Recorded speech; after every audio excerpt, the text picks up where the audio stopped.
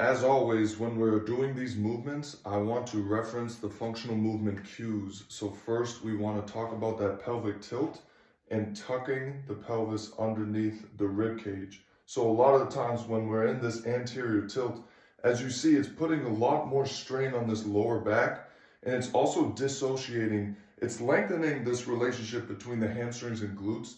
That's not what we want to do.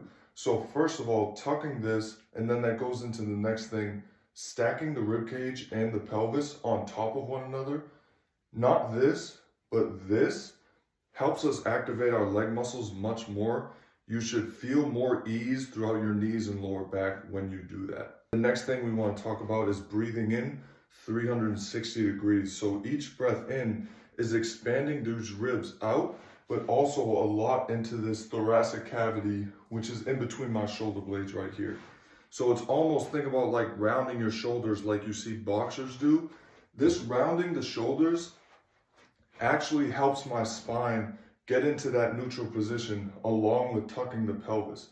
And you'll see you'll be able to breathe in more, and it'll help that activation overall. On the exhale, just like in my posture chores, I'm using these deep core muscles to squeeze the air out, and it's usually while I'm performing the movement.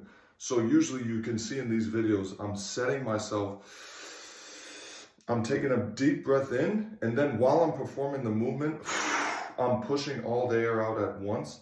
That will help you create, and you'll see a lot more ease into that movement. The next thing I always like to talk about is just keep your head over your base. I like doing head over foot, especially when I'm in the gait, and just use this cue. Sometimes when I'm setting up these exercises, I'll try to be thinking about the other things, and then I'll catch myself with my head outside of my frame. And basically, this is just going to create a lot more unnecessary tension in my body, and my legs are going to have to work harder to keep my center of balance if my head is not in my base, all right, if that makes sense. The next thing we want to think about is the anatomy trains. So the sling systems, the front line, the back line, and the spiral line.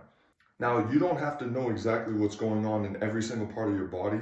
I just want to think about using my entire body. So for example, on the dumbbell swings, I am swinging and I'm creating this rotational force so that everything that's happening in my arm and shoulder girdle right here is also connecting through that spiral line into this leg that's working.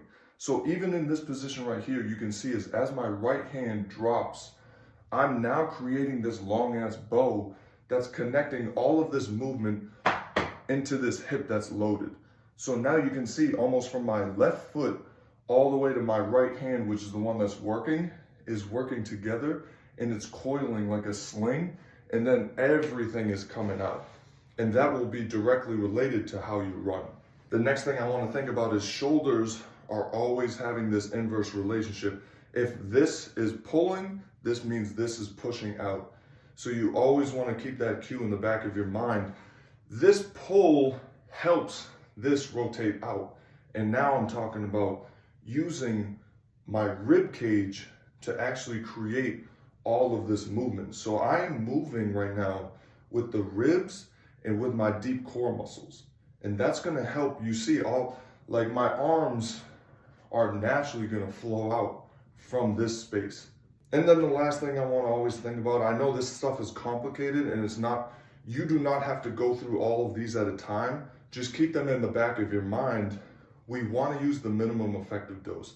So a lot of the times in the weight room, we're talking about trying to create more force. We actually want to do the opposite of that. We want to find the most ease in these movements to get away from all of those restrictions. When you get rid of restrictions in your posture and your movement, you allow yourself more power production and efficiency. That is pain-free athleticism.